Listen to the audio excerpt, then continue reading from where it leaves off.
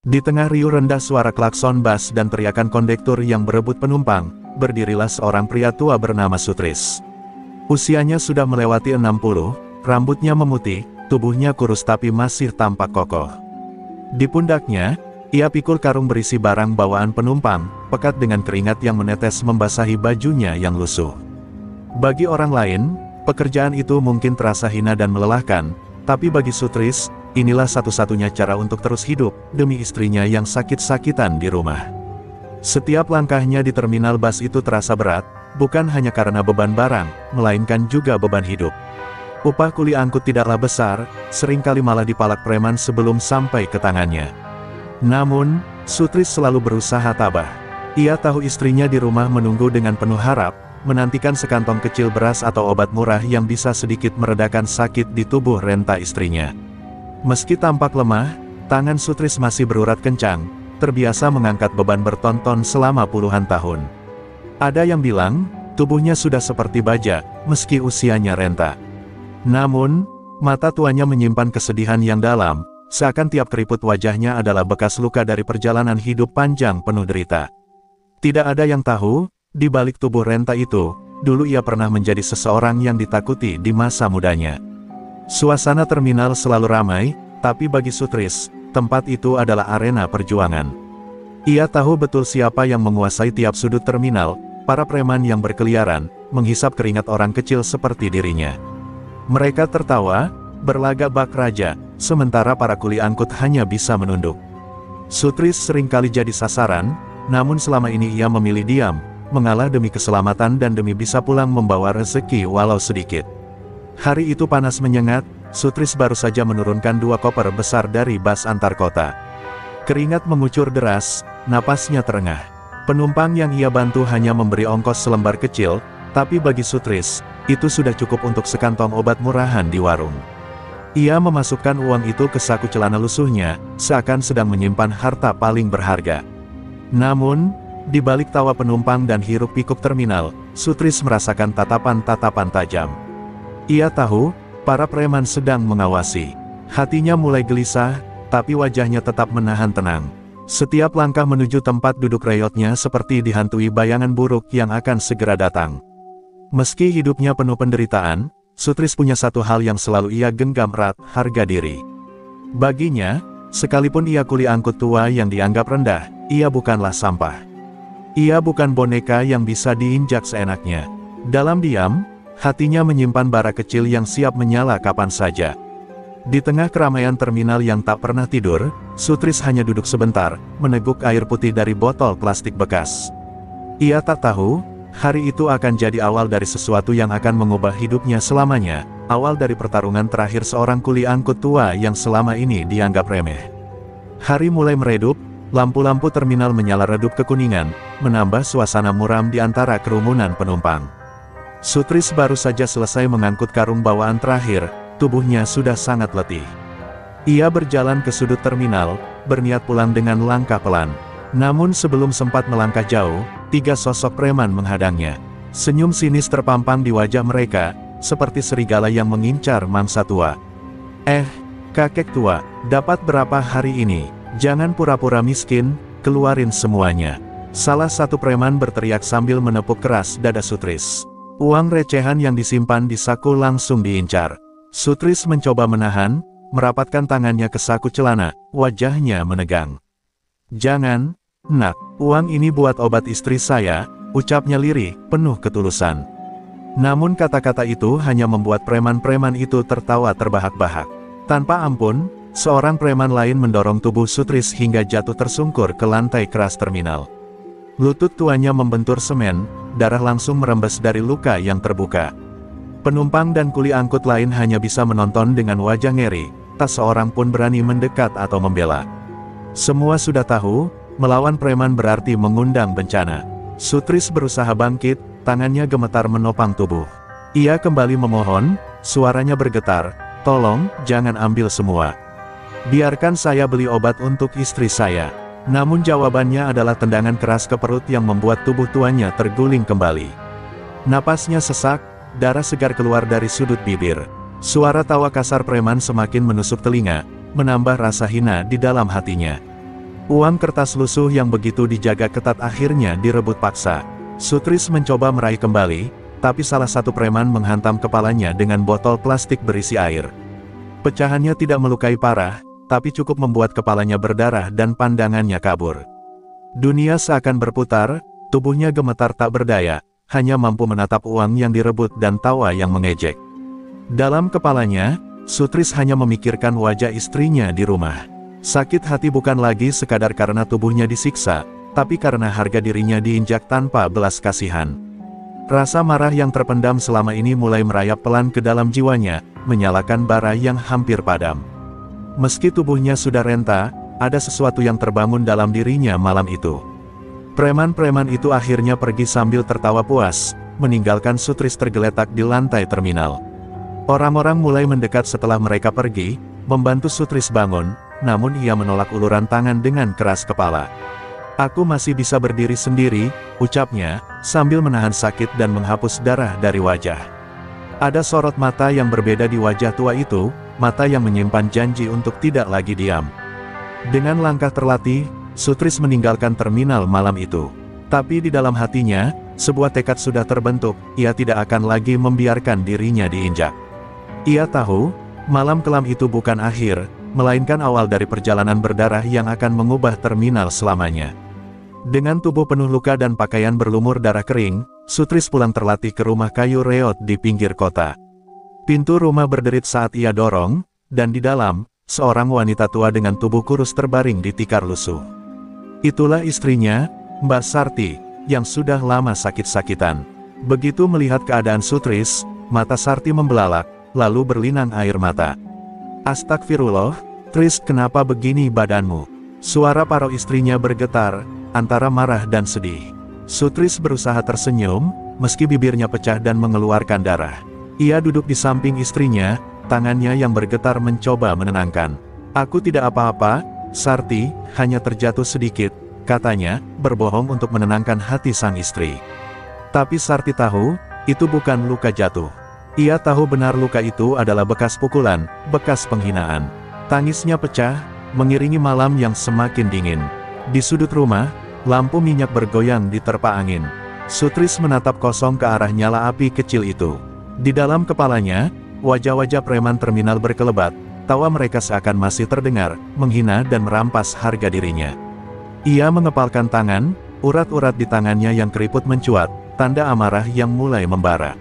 "Aku sudah terlalu lama diam, Sarti," bisiknya dalam hati. "Sudah terlalu lama aku biarkan mereka menginjak kita."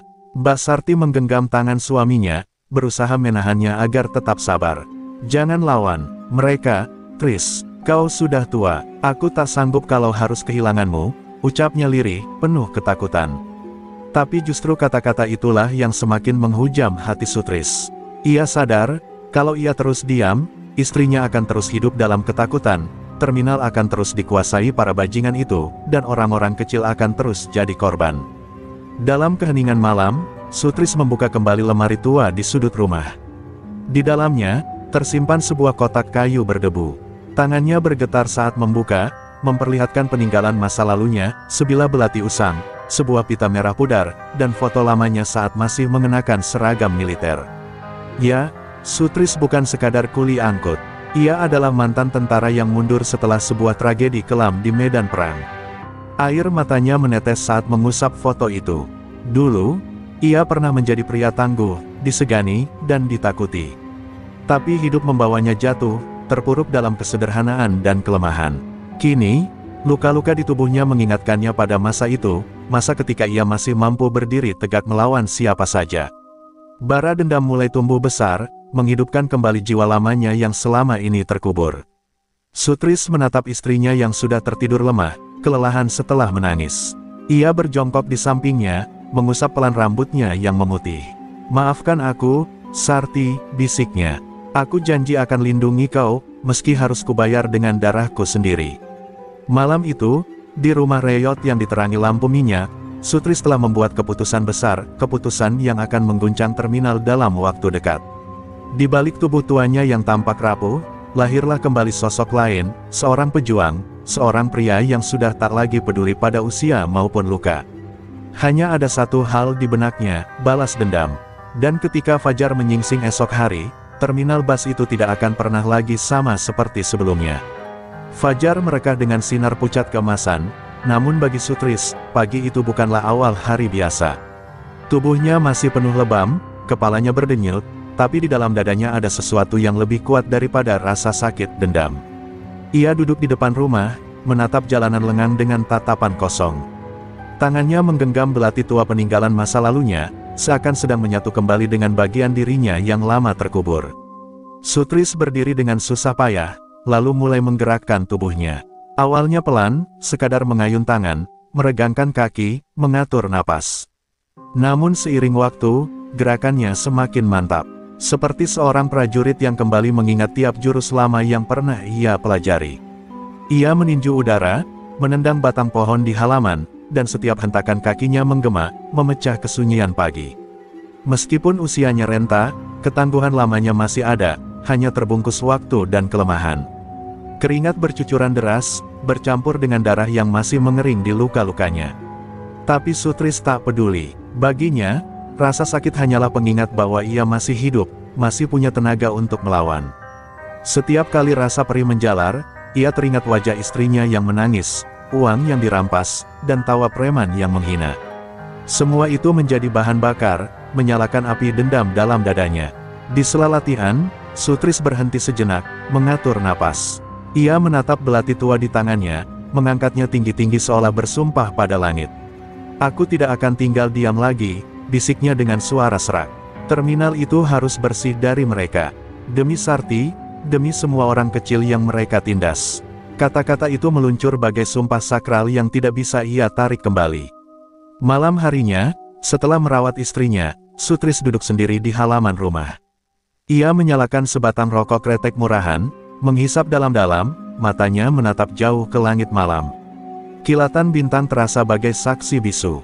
Tekadnya, ia merencanakan langkah demi langkah, siapa yang harus jadi target pertama, di mana mereka biasanya berkumpul, dan bagaimana cara menjatuhkan mereka satu persatu.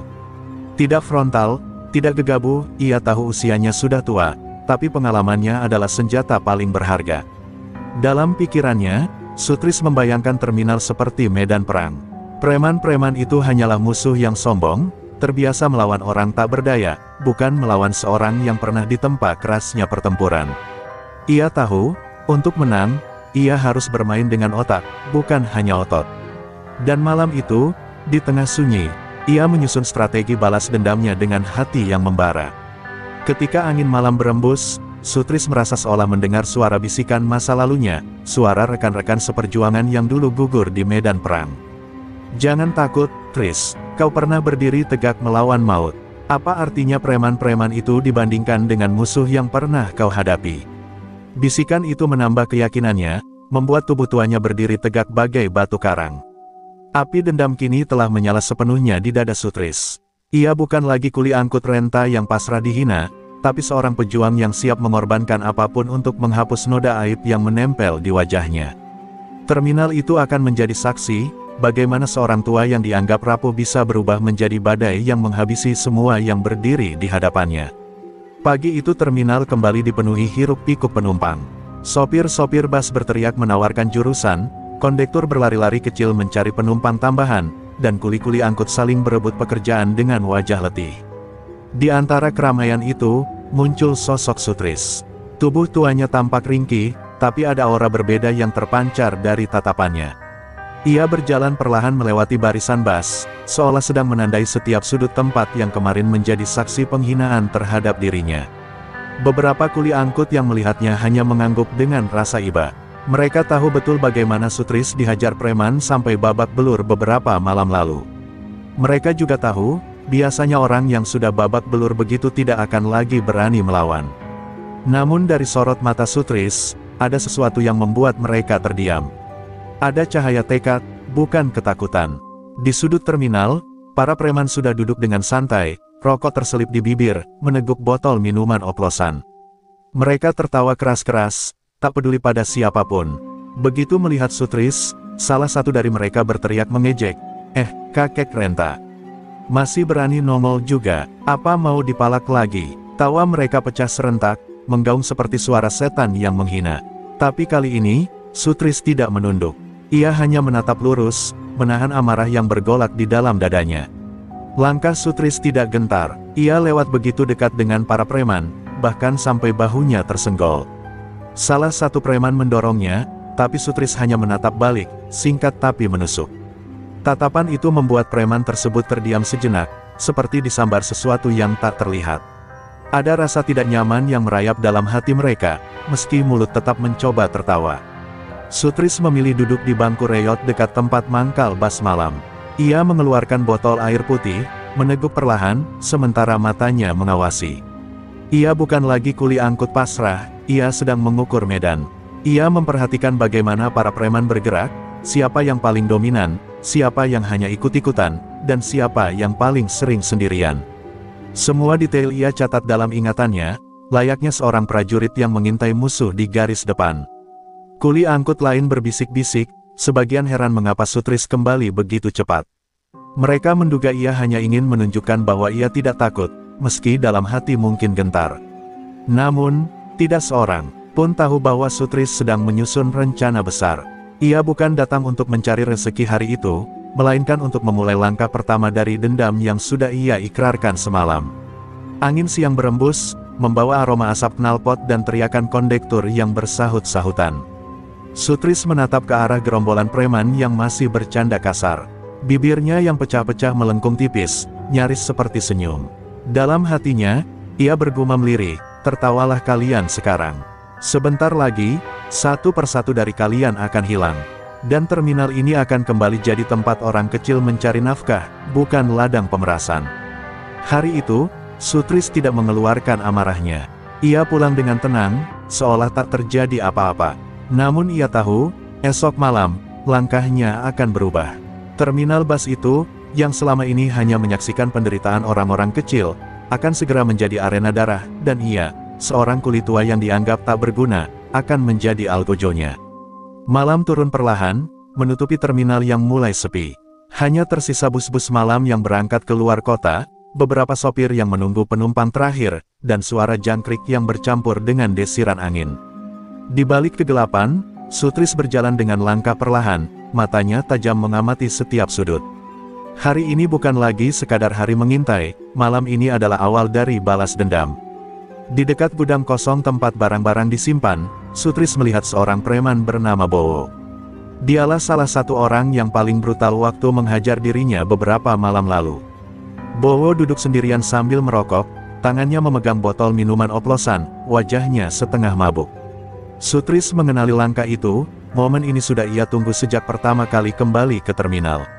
Sutris merapatkan jaket tuanya, lalu perlahan masuk ke gudang yang remang. Suara pintu berderit membuat Bowo menoleh. "Siapa itu?" teriaknya dengan suara garang. Sutris keluar dari bayangan, wajahnya dingin tanpa ekspresi. Bowo tertawa terbahak-bahak begitu mengenali Sutris. "Hahaha, jadi kakek renta ini masih berani muncul. Mau dihajar lagi? Hah?" katanya sambil berdiri sempoyongan. Namun kali ini Sutris tidak menjawab. Ia hanya melangkah semakin dekat, belati tua sudah tersembunyi di balik tangannya. Bowo melangkah maju, mencoba mendorong bahu Sutris, tapi dalam sekejap Sutris menggerakkan tangannya dengan cepat, menyayat lengan Bowo hingga berdarah. Jeritan keras menggema, darah muncrat di lantai gudang. Mata Bowo melebar, tak percaya bahwa kulit tua itu berani melawan. Pertarungan singkat tapi brutal pun terjadi. Bowo mengayunkan botol oplosan, Sutris menepis dengan tangannya yang berurat kuat. Belati di genggamannya menusuk perut Bowo, lalu ditarik kasar ke samping. Tubuh besar preman itu goyah, terhuyung ke belakang, darah membasahi bajunya. "Ini, mustahil," ucapnya lirih, sebelum ambruk ke lantai dengan suara berat. Sutris berdiri terengah, wajahnya kaku menatap tubuh tak bernyawa itu. Tangannya gemetar, bukan karena takut, melainkan karena gelombang emosi yang mengalir deras.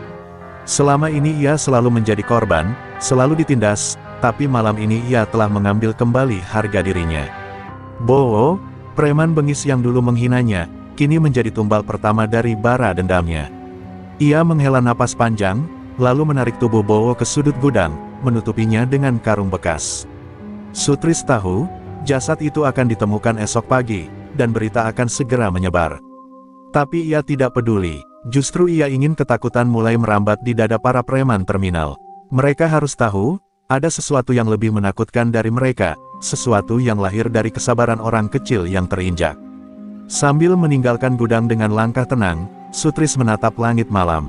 Satu sudah jatuh, gumamnya lirih. Kalian pikir aku hanya kulit tua tak berguna. Kalian salah besar, aku adalah badai yang kalian bangunkan sendiri. Malam itu, terminal bus menjadi saksi kelahiran kembali Sutris, bukan lagi sebagai kuli angkut renta, melainkan sebagai algojo bayangan. Pagi buta, terminal bus dikejutkan dengan teriakan keras dari beberapa kuli angkut. Di gudang tua dekat area parkir, ditemukan jasad Bowo yang terkapar bersimbah darah, wajahnya pucat membeku, matanya melotot kosong. Bau anyir masih menyengat, bercampur dengan bau minuman oplosan yang tumpah ke lantai. Suasana mendadak gempar, penumpang yang baru datang berlarian menjauh, sementara kuli-kuli angkut menatap ngeri. Para preman segera berdatangan. Gino, kepala preman terminal, berdiri dengan wajah murka. Ia menendang karung yang menutupi tubuh Bowo, lalu meludah ke lantai. Siapa yang berani melakukan ini? Siapa yang berani sentuh anak buahku? Teriaknya garang. Suara itu menggema, membuat semua orang di terminal terdiam, tak seorang pun berani menjawab. Beberapa preman mulai berbisik, rasa takut menyelusup ke dalam hati mereka. Bowo bukan preman biasa, ia salah satu yang paling ditakuti karena kekerasannya. Jika ia bisa dihabisi, berarti ada kekuatan lain yang lebih berbahaya berkeliaran di terminal. Apa mungkin polisi yang main tangan? Bisik seorang preman. Bukan, ini cara kerja orang lain, jawab yang lain dengan wajah pucat. Gino menatap tajam ke seluruh sudut terminal, matanya menyala penuh amarah. Ia tahu, musuh ini tidak bisa diremehkan. Namun egonya terlalu besar untuk menunjukkan rasa takut. Dengar kalian semua, serunya lantang. Siapapun yang melakukan ini, akan kuburu sampai ke lubang tikus. Terminal ini milikku, dan tak ada yang boleh menantangku hidup-hidup. Suara itu membuat preman-preman lain berteriak pura-pura berani, meski dalam hati gentar. Di sisi lain, Sutris mengamati semua itu dari kejauhan. Ia duduk di bangku reyot dengan wajah tenang, seakan hanya kuli angkut tua yang tak mengerti apa-apa. Tapi dalam dadanya, ada rasa puas yang sulit disembunyikan. Ia berhasil membuat lawannya goyah hanya dengan satu korban. Api dendamnya baru saja mulai, dan ia tahu ketakutan adalah senjata paling ampuh untuk melemahkan musuh. Kuli-kuli angkut lain mulai saling berbisik, sebagian berani menebak pelakunya. Kau lihat tatapan Patris tadi malam. Ada yang beda, bisik seorang kuli. Namun yang lain cepat-cepat menimpali, jangan ngawur. Mana mungkin kakek tua itu bisa bunuh Bowo. Sutris hanya mendengar percakapan itu dari jauh, bibirnya melengkung tipis tanpa sepatah kata pun. Siang itu, terminal terasa lebih tegang daripada biasanya. Preman-preman yang biasanya tertawa keras kini lebih sering melirik ke belakang, seolah ada bayangan yang mengikuti mereka. Mereka berusaha tetap terlihat berani, tapi langkah mereka terasa ragu. Sutris tahu, ketakutan mereka adalah awal dari kehancuran. Malam pun kembali turun. Sutris berdiri di depan rumah reyotnya, menatap belati tua yang ia genggam erat. Bowo hanyalah permulaan, bisiknya pada dirinya sendiri. Satu persatu kalian akan jatuh. Dan ketika waktunya tiba, bahkan Gino yang paling congkak pun akan merasakan pedangku. Senyum tipis muncul di wajahnya. Terminal yang selama ini penuh tawa preman, kini mulai berubah menjadi ladang ketakutan. Malam itu, terminal bus sudah mulai sepi. Lampu-lampu jalan berkelip-redup, beberapa mati total meninggalkan sudut gelap yang mencekam. Di gudang barang bekas dekat area bus antar kota, terdengar suara langkah kaki bergegas. 4 preman suruhan Gino masuk dengan wajah garang, masing-masing membawa balok kayu dan rantai besi. Mereka mendapat perintah khusus, mencari siapapun yang mencurigakan dan menghajarnya sampai mati. Namun tanpa mereka sadari, Sutris sudah menunggu di dalam kegelapan. Tubuh tuanya tampak tenang, berdiri di balik tumpukan karung gandum. Matanya berkilat tajam, belati kecilnya siap di genggaman. Malam ini ia tidak hanya bertahan, ia akan menyerang. Hatinya berdegup kencang, bukan karena takut, tapi karena darah dendamnya semakin mendidih. Preman pertama menendang pintu gudang, membuat suara berderak keras. "Keluar kau, siapapun yang berani bunuh Bowo!" Teriaknya penuh amarah. Dua temannya menyalakan rokok, mencoba terlihat santai meski kegelisahan jelas tergambar di wajah mereka. Suasana hening, hanya ada suara tikus-tikus kecil berlarian di sudut gelap. Tiba-tiba, dari kegelapan, Sutris melompat cepat seperti bayangan. Belati tuanya menebas leher salah satu preman hingga darah muncrat ke udara. Teriakan keras menggema, membuat yang lain kaget dan mundur beberapa langkah. Sutris tak memberi kesempatan, ia menendang keras dada preman kedua hingga terhempas menabrak dinding, pingsan seketika. Gerakannya jauh melampaui apa yang bisa dilakukan pria seusianya. Preman ketiga gemetar, rantai besi di tangannya bergetar hebat. "Siapa kau, orang tua gila?" teriaknya. Sutris hanya menatap dingin, darah menetes dari belatinya.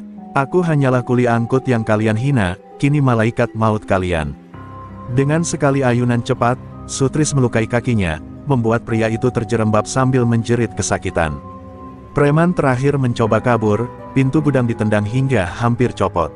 Namun Sutris lebih cepat, ia melempar belati tepat mengenai bahu pria itu, membuatnya tersungkur menahan perih.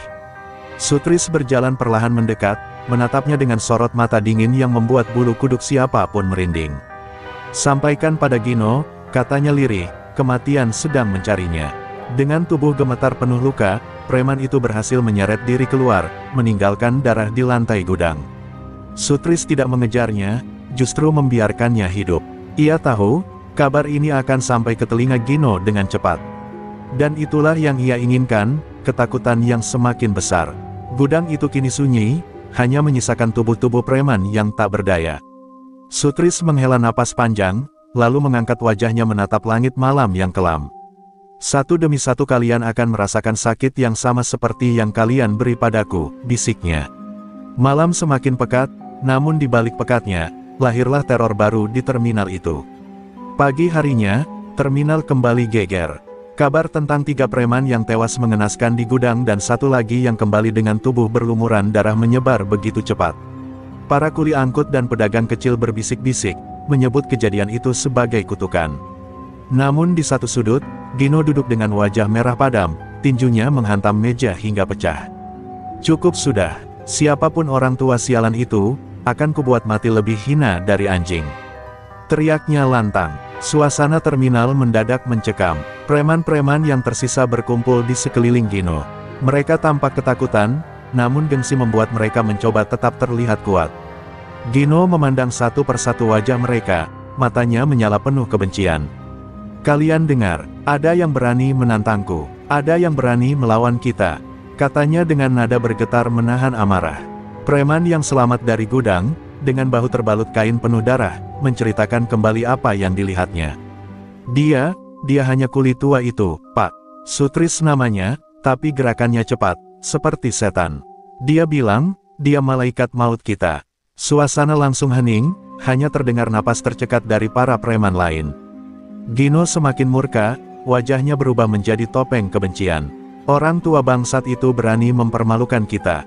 Gino berdiri, meraih botol minuman keras dan melemparkannya hingga pecah di lantai. "Kalau kalian masih laki-laki, kita buru dia malam ini juga. Aku, tak peduli berapa banyak nyawa melayang, Sutris harus mati di tanganku," teriaknya. Semua preman pun bersorak memaksakan keberanian, meski dalam hati mereka sudah diliputi teror. Di sisi lain, Sutris hanya duduk di bangku reyot di pojok terminal, wajahnya tampak biasa saja. Namun ia bisa merasakan mata-mata preman mengawasinya. Ia tahu, Gino pasti sudah tahu siapa dalang dari semua ini. Dan justru itulah yang ia tunggu, pertarungan terbuka, tanpa lagi harus bersembunyi dalam bayangan. Sutris menggenggam belatinya yang terbungkus kain lusuh. Ia menatapnya lama, seakan berbicara pada senjata itu. "Kau sudah menelan darah 3 orang. Bersiaplah, malam ini mungkin kita akan menelan lebih banyak."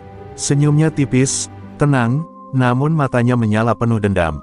Sementara itu, Gino mengumpulkan pasukannya.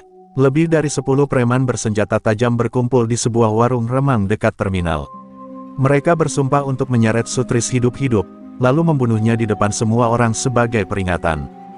Gino bahkan sudah menyiapkan linggis baja yang ia genggam erat, simbol kepuasannya.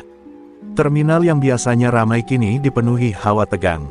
Para pedagang kecil bergegas menutup lapak lebih awal, penumpang bus memilih pindah ke terminal lain. Semua orang tahu, malam ini darah akan kembali tumpah, dan terminal itu akan menjadi saksi pertarungan antara seorang kulit tua dengan geng preman paling kejam. Malam itu, langit gelap pekat tanpa bintang.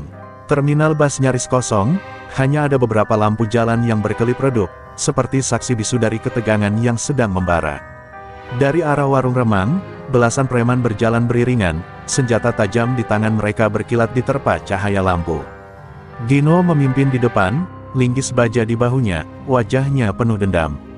Malam ini, kulit tua itu mati. Geramnya, Sutris sudah tahu mereka akan datang. Ia sengaja tidak bersembunyi, melainkan duduk di kursi reyot dekat gudang tua, tempat semua orang bisa melihatnya. Belatinya diselipkan di pinggang, tatapannya menembus kegelapan. Ia tampak seperti pria tua biasa, tapi aura yang keluar dari tubuhnya begitu mencekam.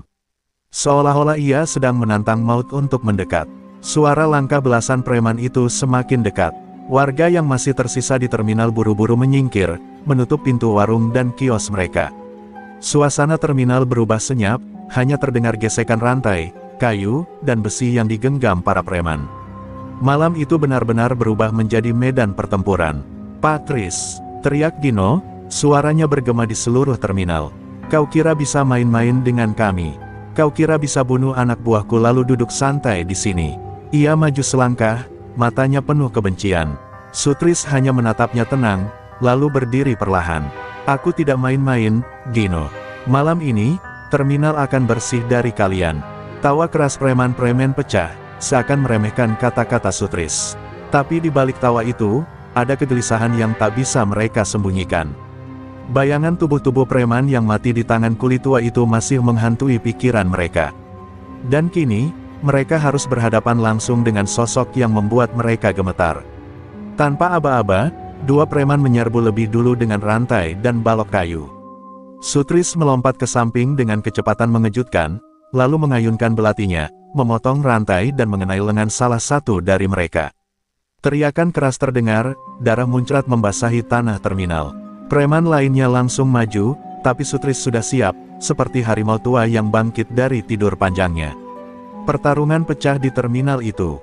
Suara dentuman kayu menghantam besi, teriakan marah, dan jeritan kesakitan bergema di udara malam. Sutris bergerak lincah, tubuh tuanya seakan tak mengenal lelah. Setiap ayunan belatinya selalu tepat. Sasaran, membuat satu demi satu preman tumbang. Mereka yang dulu sering menindas orang lemah, kini bergantian berlutut dalam ketakutan. Gino hanya berdiri sejenak, menatap bagaimana anak buahnya dihajar habis-habisan oleh pria tua yang mereka anggap tak berdaya. Wajahnya memerah, urat-urat di lehernya menegang. Ia mengangkat linggisnya tinggi-tinggi, lalu melangkah maju dengan langkah berat penuh amarah. "Sutris!" teriaknya lantang. "Aku sendiri yang akan mengirimmu ke neraka." Gino maju perlahan, linggis baja di tangannya berkilat diterpa lampu jalan yang redup. Wajahnya penuh amarah, matanya menyala seperti binatang buas yang kehilangan kendali. Sutris menatapnya tajam, tanpa rasa gentar. Belati kecil di genggamannya tampak remeh dibanding linggis besar milik Gino, tapi sorot matanya mengatakan sebaliknya, ia siap membunuh atau dibunuh malam ini. Suasana terminal hening seketika. Preman-preman lain, yang masih tersisa dan gemetar ketakutan, mundur menjauh, memberi ruang bagi dua sosok itu. Mereka tahu, inilah momen yang menentukan, antara Gino sang raja preman, atau Sutris si kulit tua yang mendadak menjadi malaikat maut. Semua menahan napas, menunggu ledakan bentrokan itu. "Orang tua sialan," geram Gino, suaranya berat. "Aku sudah bosan melihat wajah keriputmu. Kau pikir bisa ambil alih terminal ini dariku? Kau salah besar, malam ini kau yang akan jadi bangkai." Sutris hanya menarik napas panjang, lalu menjawab lirih, "Aku tak ingin jadi raja, aku hanya ingin menyingkirkan sampah seperti kalian. Ini terminal rakyat kecil, bukan milikmu." Tanpa aba-aba, Gino langsung mengayunkan linggis dengan kekuatan penuh, menghantam udara dengan suara berderak. Sutris menghindar secepat kilat, belatinya menebas lengan Gino hingga goresan darah muncul. Gino meraung, lalu menyerang lagi, lebih brutal. Setiap hantaman linggis menghancurkan bangku kayu dan tiang besi di sekitarnya, menunjukkan betapa mematikannya senjata itu jika mengenai tubuh manusia. Sutris bergerak lincah, meski tubuhnya renta. Ia memanfaatkan setiap celah, menusukkan belati ke arah Gino berkali-kali. Darah mulai membasahi baju Gino, tapi ia tetap berdiri, semakin marah, semakin buas. "Kau bukan manusia, kau iblis tua," teriaknya. Sutris hanya tersenyum tipis, napasnya teratur, matanya penuh ketenangan. "Iblis? Tidak, aku hanya orang tua yang sudah terlalu lama kalian sakiti." Pertarungan itu semakin brutal. Gino berhasil menendang Sutris hingga terhempas ke tanah, belatinya hampir terlepas. Linggis baja diangkat tinggi, siap menghantam kepala Sutris. Namun dengan tenaga terakhir, Sutris berguling ke samping, meraih belatinya kembali, lalu menancapkannya tepat di paha Gino. Teriakan keras menggema, membuat seluruh preman yang menonton gemetar hebat. Meski pincang, Gino tidak menyerah. Ia mengayunkan linggisnya sekali lagi, mengenai bahu Sutris hingga berdarah deras. Sutris meringis, tapi matanya tidak redup, justru semakin tajam. Dengan teriakan lantang, ia melompat ke arah Gino, menancapkan belati berkali-kali ke tubuh musuh besarnya. Setiap tusukan adalah letupan dendam yang ia pendam bertahun-tahun. Akhirnya, Gino terhuyung, tubuhnya penuh luka, darah mengalir deras membasahi tanah terminal. Ia mencoba bicara, tapi suaranya hanya keluar sebagai gumaman tak jelas. Dengan tatapan dingin, Sutris berbisik di telinganya, "Inilah balasan untuk semua orang lemah yang kau tindas." Dan dengan satu tusukan terakhir ke dada, Gino jatuh tersungkur, mati di tanah yang selama ini ia kuasai dengan tirani. Terminal pun berguncang oleh keheningan mencekam. Tubuh Gino terkapar tak bernyawa di tengah terminal, darahnya mengalir membentuk genangan merah pekat. Suasana mendadak sunyi, hanya terdengar napas tersengal Sutris yang berdiri dengan tubuh penuh luka. Preman-preman yang tersisa menatap dengan mata terbelalak, tak percaya bahwa raja mereka, orang yang selama ini mereka anggap tak terkalahkan, kini mati di tangan seorang kulit tua. Salah satu preman yang paling muda mundur sambil bergetar, rantai di tangannya jatuh berdering ke tanah. Itu bukan manusia," bisiknya ketakutan. Yang lain menimpali, "Kalau Gino saja bisa dibunuhnya, apa jadinya kita?" Bisikan-bisikan itu berubah menjadi kepanikan. Rasa hormat dan keberanian yang selama ini mereka banggakan lenyap, diganti rasa gentar yang mengikat leher mereka. Sutris berdiri tegak, meski darah mengalir deras dari bahunya. Belati tuanya masih meneteskan darah, matanya menyapu seluruh preman yang masih hidup. Ia tidak bicara banyak, hanya menatap dengan sorot tajam yang membuat mereka menunduk ketakutan. Diamnya justru lebih menakutkan daripada teriakannya. Beberapa preman mencoba kabur, berlari terbirit-birit meninggalkan terminal. Namun Sutris melangkah maju perlahan, membuat mereka terhenti di tempat. "Kalian semua," akhirnya suara Sutris pecah, serak tapi lantang. "Ingat baik-baik malam ini, tak ada lagi raja preman di terminal ini. Kalau masih berani menindas orang kecil, kalian akan bernasib sama seperti Gino." Teriakan itu membuat sebagian besar preman langsung menjatuhkan senjata mereka. Ada yang bersujud, ada pula yang langsung lari tanpa menoleh ke belakang. Mereka tak lagi punya keberanian untuk melawan. Terminal yang selama ini dikuasai dengan ancaman dan kekerasan mendadak terasa berubah, seolah rantai tirani itu patah bersama robohnya tubuh Gino. Namun tidak semua preman menyerah. Beberapa yang masih setia menatap Sutris dengan amarah, meski ketakutan tetap menyelimuti mereka. Mereka sadar, tanpa Gino, mereka hanyalah anjing-anjing tanpa tuan. Kita tidak boleh biarkan dia hidup," teriak satu di antara mereka mencoba menyemangati. Tapi suara itu terdengar lebih seperti paksaan pada dirinya sendiri daripada keberanian sejati. Sutris hanya tersenyum tipis, meski wajahnya penuh darah. "Kalau kalian ingin ikut jejak Gino, majulah. Aku tidak akan berhenti sampai terminal ini benar-benar aman." Kalimat itu seperti pisau dingin yang menancap di hati mereka. Sebagian besar langsung mundur, sementara sisanya ragu-ragu. Keringat dingin mengucur deras. Malam itu, terminal menjadi saksi perubahan besar. Dari tempat yang penuh teror preman, kini hanya tersisa keheningan bercampur rasa takut. Sutris berdiri di tengahnya, bukan sebagai raja, bukan pula pahlawan, melainkan sebagai bayangan hitam yang menaklukkan ketidakadilan dengan darah. Dan kabar tentang tumbangnya Gino, sang penguasa terminal, akan segera menyebar ke seluruh kota. Malam semakin larut, terminal yang biasanya bising kini sunyi mencekam. Tubuh Gino yang masih tergeletak belum diangkat, menjadi pemandangan mengerikan bagi siapapun yang melintas. Namun di balik ketakutan yang merajalela, ada sekelompok kecil preman yang tidak bisa menerima kenyataan. Mereka adalah orang-orang terdekat Gino, yang merasa harga diri mereka diinjak-injak oleh seorang kuli tua bernama Sutris. Mereka berkumpul di sebuah warung tua di pinggiran terminal. Wajah-wajah mereka penuh amarah, namun juga diliputi rasa takut. Kalau kita biarkan, orang itu akan jadi legenda. Besok semua orang akan meludah pada kita, kata seorang preman dengan suara bergetar. Yang lain menimpali, benar. Kita harus balas dendam. Kita tak bisa biarkan nama Gino lenyap begitu saja. Namun masalahnya jelas, mereka sudah kalah mental. Mereka tahu Sutris bukan orang biasa. Gerakannya cepat, tusukan belatinya mematikan, dan tatapan matanya lebih menyeramkan daripada raja preman manapun. Itulah sebabnya salah satu dari mereka mengusulkan ide yang lebih gila. Kalau kita tidak sanggup, kita perlu bantuan dari luar. Ada geng dari luar terminal, geng pasar malam itu. Mereka terkenal brutal, dan jumlahnya puluhan. Usulan itu membuat suasana semakin panas. Beberapa preman sempat ragu, tapi ego mereka terlalu besar untuk mundur. Ya, itu satu-satunya jalan. Kalau perlu, kita bayar mahal. Aku rela serahkan semua hasil palakanku untuk melihat Sutris mati. Seru salah satu dari mereka dengan mata merah. Suasana warung pun dipenuhi dendam dan bisikan rencana kotor. Sementara itu, kabar tentang pertemuan itu sudah mulai terdengar di telinga para pedagang kecil. Mereka merasa cemas, karena jika benar preman luar bergabung, terminal akan kembali dipenuhi darah. Mereka khawatir Sutris sendirian tidak akan mampu menghadapi pasukan sebanyak itu. Namun di satu sisi, ada rasa percaya, karena mereka telah melihat sendiri bagaimana pria tua itu menjatuhkan Gino.